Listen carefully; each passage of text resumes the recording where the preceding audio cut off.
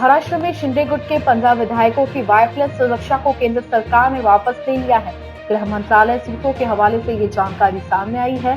इन 15 विधायकों को केंद्रीय गृह मंत्रालय ने 26 जून को वायरलेस सुरक्षा मुहैया कराई थी। दरअसल जिन विधायकों को वायरलेस कैटेगरी की सुरक्षा मिली थी, उन्होंने उद्धव ठाकरे गुट से बगावत कर एकनाथ शिंदे के गुट में शामिल हो गए थे। ये बागी विधायक पहले सूरत और फिर गोवा की शिफ्ट हो गए। गुजरात के अहमदाबाद से मुंबई की दूरी को कम करने वाले बुलेट ट्रेन प्रोजेक्ट पर अब महाराष्ट्र में भी काम तेजी होने की उम्मीद की जा रही है। एकनाथ शिंदे की लीडरशिप वाली सरकार ने इस प्रोजेक्ट की बाधाओं को दूर करने का फैसला लिया है, जिससे बुलेट परियोजनाओं के फास्ट ट्रैक पर आने की उम्मीद जताई जा रही है। High speed rail corporation limited के पूर्व एमडी सतीश अग्निहोत्री ने इस संबंध में महाराष्ट्र के चीफ सेक्रेटरी को पत्र भी लिखा था। इसमें उन्होंने कुल 16 मुद्दे गिनाए थे, जिन्हें दूर करने पर बुलेट ट्रेन परियोजना के काम में तेजी आ सकती है। बिहार के बाहुबली नेता अनंत सिंह को एमपी एमएलए कोर्ट ने 10 साल की सजा सुनाई थी। एमपी एमएलए कोर्ट की ओर से सजा सुनाए जाने के बाद से ही अनंत सिंह की विधायकी चली गई है। विधानसभा सचिवालय ने राष्ट्रीय जनता दल के अनंत सिंह की विधानसभा सदस्यता खत्म करने संबंधी आदेश जारी कर दिया है। नुपुर शर्मा के खिलाफ भड़काऊ नारे लगवाने वाले खादिम गौहर चिश्ती को गिरफ्तार कर अजमेर लाया गया है। जिसने पैदा किया है मेरी उस मां। गौहर को देर रात विमान से हैदराबाद से जयपुर लाया गया और फिर राजस्थान पुलिस एयरपोर्ट से सीधे सड़क के रास्ते अजमेर लेकर आई। गौहर के साथ उसके हैदराबाद वाले पनाहगार को भी गिरफ्तार किया गया है। दोनों को आज कोर्ट में पेश किया जाएगा।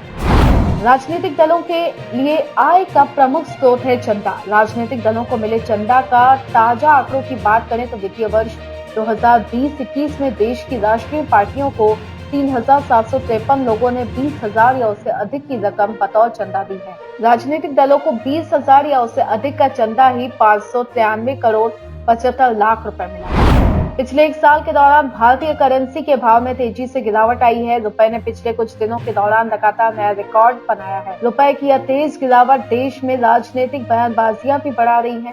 विपक्षी दल लगातार इसे लेकर सरकार को निशाना साध रहे हैं। बीते एक साल के दौरान रुपया डॉलर के मुकाबले 5 रुपए से ज्यादा गिरा है और पहली बार डॉलर के मुकाबले 80 के भी पार निकलने के करीब है। रिटेल इन्फ्लेशन और थोक महंगाई में थोड़ी नरमी के बाद राहत की उम्मीद कर रहे आम लोगों के लिए बुरी खबर है।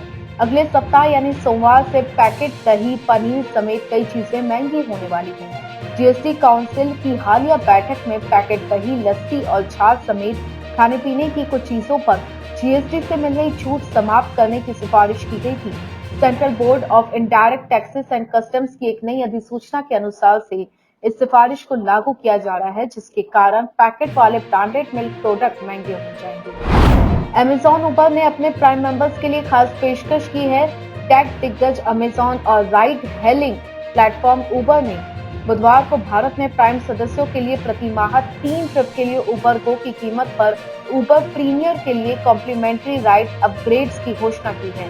मौजूदा अमेजॉन उबर एसोसिएशन के हिस्से के रूप में प्राइम सदस्य उबर ऑटो, मोटो, रेंटल और इंटरसिटी पर प्रति माह 3 यात्राओं के लिए वैध 60 रुपए तक 20% की छूट का लाभ उठा सकेंगे। देश की सबसे मूल्यवान कंपनी रिलायंस इंडस्ट्रीज के मुखिया मुकेश अंबानी का कारोबार जमीन के भीतर से लेकर आकाश तक फैला है। अपनी कारोबारी योग्यता के बल पर वे भारत और एशिया के दूसरे सबसे बड़े रईस हैं। अंबानी के प्रमुख कारोबार में पेट्रोलियम, टेलीकॉम और रिटेल प्रमुख है, लेकिन देश में कम ही लोगों को अंबानी के आम के कारोबार की जानकारी है। मुकेश अंबानी के गुजरात में 600 एकड़ में फैले आम के बड़े बगीचे हैं, जिनके दम पर रिलायंस देश में आम की सबसे बड़ी निर्यातक कंपनी बन गई है। सोना खरीदने के बारे में सोच रहे हैं तो अब देरी आपको महंगी पड़ सकती है। बीते हफ्ते कीमतों में आई गिरावट के बाद अब एक बार फिर दाम में तेजी आने लगी है। शुक्रवार को दिल्ली, चेन्नई, कोलकाता और मुंबई में सोने के भाव बढ़ गए हैं। दिल्ली में 10 ग्राम 22 कैरेट सोने का भाव 200 रुपए की बढ़ोतरी के साथ 46,500 रुपए पर बना हुआ है। वहीं 10 ग्राम 24 कैरेट सोने की कीमत 210 रुपए की बढ़ोतरी के साथ 50,703 रुपए बने हुए हैं। यहाँ बताए गए सोने और चांदी के रेट दोपहर 12 बजे के हैं और इन पर उतार चढ़ाव जारी है। नेटफ्लिक्स के सस्ते प्लान्स की चर्चा पिछले कुछ समय से लगातार हो रही है। कंपनी एड सपोर्ट वाले अफोर्डेबल प्लान्स लॉन्च करने की तैयारी कर रही है। जल्दी हमें नेटफ्लिक्स के एड सपोर्ट प्लान्स मिल सकते हैं। कंपनी ने इसके लिए माइक्रोसॉफ्ट के साथ हाथ मिलाया है। माइक्रोसॉफ्ट नेटफ्लिक्स का ग्लोबल एडवर्टाइजिंग टेक्नोलॉजी और सेल्स पार्टनर होगा। YouTube काफी पॉपुलर वीडियो स्ट्रीमिंग प्लेटफॉर्म है। कंपनी यूजर्स को प्रीमियम सब्सक्रिप्शन भी ऑफर करती है। YouTube के प्रीमियम सब्सक्रिप्शंस पे यूजर्स को कई बेनिफिट्स दिए जाते हैं। हालांकि इसके लिए आपको पैसे खर्च करने पड़ते हैं, लेकिन आप दूसरे तरीके से भी YouTube प्रीमियम के कई फीचर्स का फायदा फ्री में उठा सकते हैं। इसलिए आपको कोई पैसे खर्च करने की जरूरत नहीं होगी। हालांकि इसके लिए आपको Google Chrome मोबाइल ऐप की मदद लेनी है। भारतीय वेयरेबल मार्केट पिछले कुछ वक्त में काफी ज्यादा बढ़ा है। नई प्लेयर्स की एंट्री और देसी ब्रांड्स का इस सेगमेंट में काफी दबदबा हो गया है। नए ब्रांड्स लगातार इस सेगमेंट में एंट्री कर रहे हैं। एसेसरीज ब्रांड इनवेज ने अपनी नई smart watch urban fit S Bharat में लॉन्च की। फ्लिपकार्ट पर इलेक्ट्रॉनिक सेल चल रही है। 14 जुलाई से शुरू हुई यह सेल 18 जुलाई तक चलेगी।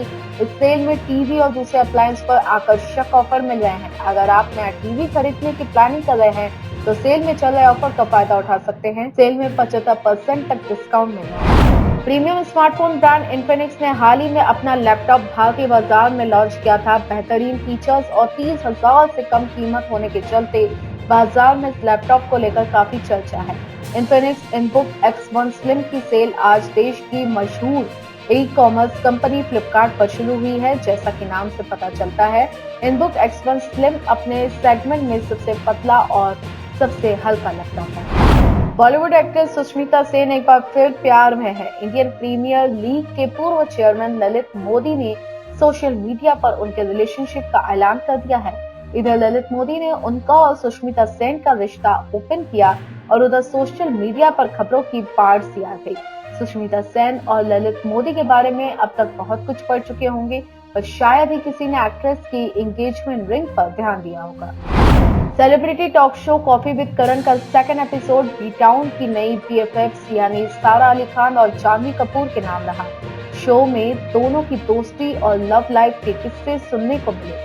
सारा के कार्तिक आर्यन संग अफेयर की पुष्टि हुई तो ये भी मालूम चला कि सारा अली खान किसे डेट करना चाहती है। हरियाणवी क्वीन सपना चौधरी अपने डांस की बदौलत हर दिल अजीज बन चुकी है। आज वो जिस मुकाम पर है वहां तक पहुंचने के लिए उन्होंने काफी मेहनत की है। शायद यही वजह है कि अतीत पर बात करते हुए सपना दुखी हो जाती है। 22 अक्टूबर 1992 को रिलीज हुई फिल्म दिल आशना है से हेमा मालिनी ने डायरेक्शन में डेब्यू किया था। इस फिल्म के लिए चुने जाने का किस्सा एक अवार्ड फंक्शन में हेमा मालिनी ने खुद शाहरुख खान को सुनाया था। शाहरुख ने कहा कि मुझे हेमा जी ने पहला ब्रेक दिया था। बहुत साल पहले जब मुझे फोन कॉल आया था तब मुझे प्रभा जी ने बोला, जो कि हेमा जी की कजिन है, तो उन्होंने कहा कि हेमा जी आपसे बात करना चाहती हैं। तो मुझे लगा कि दिल्ली की कोई लड़की है जो मुझे हेमा मालिनी बनकर पटाना चाह रही है। वो वक्त अब ज्यादा दूर नहीं है जब सोनम कपूर का घर नन्हे मेहमान की किलकारियों से गूंजेगा। Mom to be Sonam Kapoor Mumbai लौट आई हैं और अब एक्ट्रेस के ग्रैंड बेबी शॉवर की तैयारियां जोरों से चल रही हैं। सोनम कपूर के बेबी का इंतजार हर कोई कर रहा है। सोनम की फैमिली से लेकर फैंस तक हर कोई सोनम के बेबी बर्थ को लेकर एक्साइटेड है।